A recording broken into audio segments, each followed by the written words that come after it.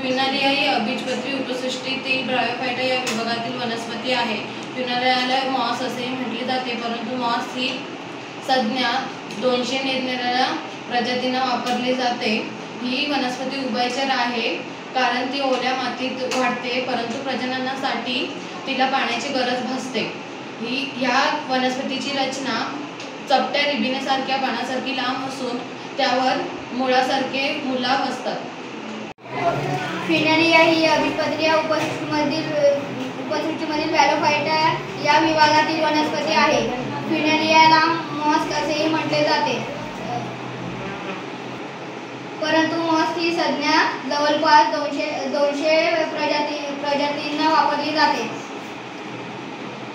ही वनस्पती उभयचर आहे, कारण ही वनस्पती ओल्या मातीत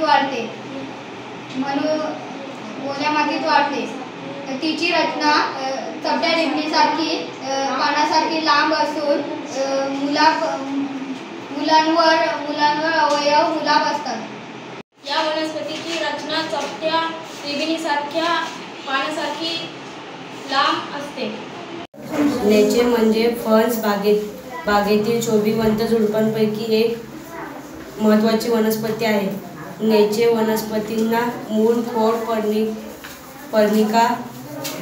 पर्णिका सुस्पष्ट अवयव असतात। त्यांना पाणी व अन्न वाहण्याची स्वतंत्र ऊती असते। नेचे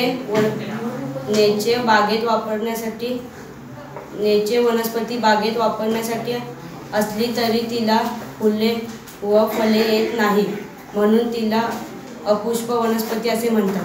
नेचे म्हणजे फणस बागेतील शोभिवंत झुडपांपैकी एक महत्त्वाची वनस्पती आहे। नेची वनस्पतीला मूळ, खोड, पर्णिका सुस्पष्ट अवयव असतात।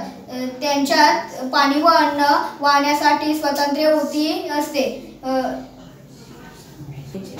नेचे बागेसाठी जरी वापरत असतात तरी त्यांना फल व फुले येत नाही, म्हणून तिला अपुष्प वनस्पती असे म्हणतात।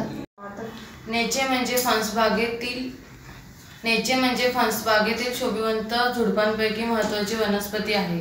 नेचे वनस्पतींना मुळ, खोड, पर्णिका यासारखे सुस्पष्ट अवयव आहेत। त्यांच्यात पाणी व अन्न वाहण्यासाठी स्वतंत्र ऊती असतात। नेचे वनस्पती बागेसाठी उपयोगी असली तरी त्यांना फुले फळं येत नाहीत, म्हणून त्यांना अपुष्प वनस्पती असेही म्हटले जाते। नेचे म्हणजे फणस बागेतील शोभिवंत झुडपांपैकी ही महत्त्वाची वनस्पती आहे। नेचे बागेसाठी वापरत असले तरी तिला फुले फळे येत नाही,